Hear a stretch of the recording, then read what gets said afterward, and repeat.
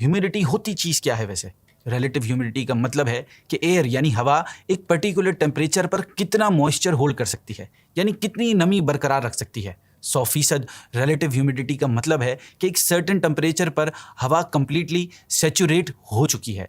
जितना मॉइस्चर वो होल्ड कर सकती थी उतना कर रही है, उससे ज़्यादा नहीं कर पाएगी। हवा जितनी ज़्यादा गर्म होती है उतनी ही ज़्यादा उसकी कैपेसिटी बढ़ जाती है मॉइस्चर होल्ड करने की। गर्म हवा में ज़्यादा मॉइस्चर होल्ड किया जाता है एज़ कम्पेयर टू ठंडी हवा में। इसका मतलब है कि अगर ठंडी हवा और गर्म हवा दोनों की रिलेटिव ह्यूमिडिटी 100% है तो गर्म हवा में ज़्यादा मॉइस्चर होगा, और जितनी ज़्यादा नमी बढ़ती है उतना ही मुश्किल हो जाता है हमारी बॉडी के लिए पसीने को इवेपोरेट करना, यानी बुखारात बनाना और पसीना आना। जैसा कि आप जानते हैं हमारी बॉडी का नंबर 1 तरीका है हमारी बॉडी को ठंडा रखने के लिए। अगर हवा में ज़्यादा गर्मी है और बहुत ज़्यादा नमी है तो हमें पसीना आ ही नहीं पाएगा और हमारा जिस्म अपने आप को ठंडा ही नहीं रख पाएगा। इसी वजह से दर्जा हरारत यानी टेम्परेचर और नमी यानी ह्यूमिडिटी दोनों को कंसिडर करना ज़रूरी है। और एक मैट्रिक है जो इन दोनों चीज़ों को साथ में कंसिडर करता है, वो है हीट इंडेक्स। हीट इंडेक्स हमें बताता है कि एक्चुअल में जो गर्मी है वो कितनी गर्म फील हो रही है हमारी बॉडी को। फ़ोन की वेदर ऐप पर आप अक्सर देखते होंगे कराची में जैसे कि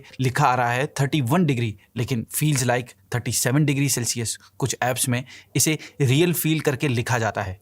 ये फील लाइक वाला इंडिकेटर हीट इंडेक्स से ही निकल कर आता है। इस चार्ट में आप देख सकते हैं अलग अलग टेम्परेचर्स के लेवल और अलग अलग रिलेटिव ह्यूमिडिटी और उसके करस्पॉन्डिंग हीट इंडेक्स को। और अगर 35 डिग्री के टेम्परेचर पर 50% रिलेटिव ह्यूमिडिटी है तो आपको फील होगा कि 41 डिग्री का टेम्परेचर हो जैसे। लेकिन इसी टेम्परेचर पर अगर 75% रिलेटिव ह्यूमिडिटी पहुंच जाए तो फीलिंग आएगी 53 डिग्री सेल्सियस जितनी खतरनाक टेम्परेचर की, और ये रेड कलर की कैटेगरी में आता है, यानी एक्सट्रीम डेंजर। इस हीट इंडेक्स पर आपको हीट स्ट्रोक या सन स्ट्रोक यानी पानी की कमी से डिहाइड्रेशन होने का बहुत हाई चांस है।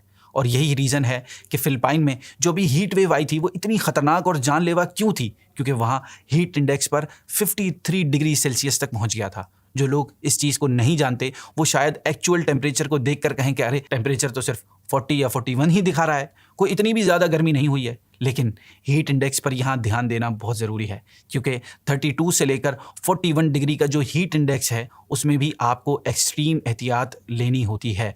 अगर आप धूप में ज़्यादा टाइम गुजारेंगे या फिर कोई फिजिकल एक्टिविटी करेंगे तो वहाँ भी मुमकिन है कि आपको हीट स्ट्रोक हो जाए। अब इसके अलावा एक और इफेक्ट है जिसकी वजह से लोकल लेवल पर हीट वेव्स का इम्पैक्ट कहीं और ज़्यादा बढ़ जाता है। ऐसा इफेक्ट जिसका सोल्यूशन कहीं ज़्यादा आसान है, और ये है अर्बन हीट आइलैंड इफेक्ट। एक शहर के अंदर अलग अलग एरियाज़ में कुछ जगहें गर्म होती हैं और कुछ जगहें ज़्यादा ठंडी होती हैं। ये चीज़ आपने भी नोटिस की होगी कि जहाँ ज़्यादा दरख्त लगे होते हैं पार्क में या कहीं और, वहाँ का टेम्परेचर रिलेटिवली थोड़ा ज़्यादा कंफर्टेबल रहता है बाकी एरियाज़ के कंपैरिजन में। और जिन एरियाज़ में सिर्फ बड़ी बड़ी बिल्डिंगें हैं, कंक्रीट की, ग्लास की बड़ी बड़ी इमारतें हैं, कुछ ज़्यादा ही गर्म रहती हैं, उन जगहों को अर्बन हीट आइलैंड कहा जाता है।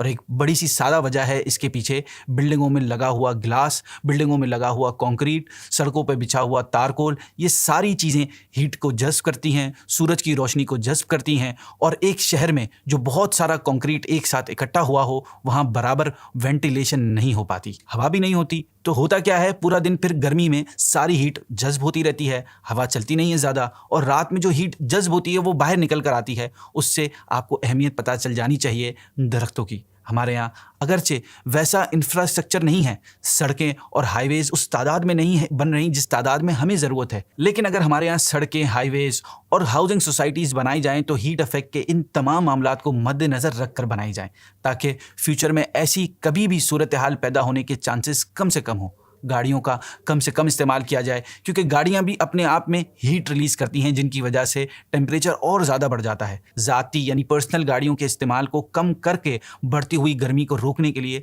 हुकूमत को चाहिए कि अवामुन्नास के लिए, आवाम के लिए ऑल्टरनेट पब्लिक ट्रांसपोर्ट का निज़ाम बनाया जाए, ताकि लोग ज़ाती गाड़ियों का इस्तेमाल कम से कम कर सकें। मौजूदा गर्मी में इजाफे की एक और अहम वजह अनप्लान्ड कंस्ट्रक्शन भी है। बिल्डिंग्स में हम बराबर वेंटिलेशन का इंतज़ाम नहीं करते, जिसकी वजह से हमें गर्मी से बचने के लिए दूसरे आर्टिफिशियल तरीके अपनाने पड़ते हैं। यही वजह है कि यहाँ पर एसी का इस्तेमाल किया जाना एक और ऐसी चीज़ है जिसकी वजह से अर्बन हीट का इफेक्ट और बढ़ रहा है। गर्मी बढ़ती है बाहर, लोग घरों में एसी चलाते हैं। घरों में एसी चलाने का मतलब है कि दूसरी तरफ बाहर गर्मी निकलेगी और बाहर का जो एरिया है, एनवायरनमेंट है, वो ज़्यादा गर्म होगा। इसका एक ऑल्टरनेट है नेचुरल तरीक़ों का इस्तेमाल किया जाए बिल्डिंग के डिज़ाइन में।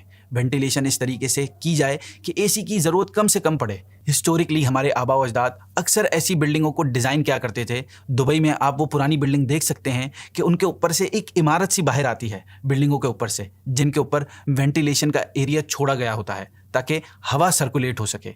इसके अलावा कई जगहों पर छतों पर एक्चुअली में वाइट कलर से पेंट किया जाता है ताकि सनलाइट को रिफ्लेक्ट किया जा सके। माहिरीन के मुताबिक घरों की छतों पर अगर आप वाइट कलर से पेंट कर दो तो 2 से 3 डिग्री सेल्सियस का फ़र्क तो इसी चीज़ से ही पड़ जाएगा, क्योंकि डार्क कलर सनलाइट को एब्जॉर्ब करते हैं और वाइट कलर रिफ्लेक्ट करता है।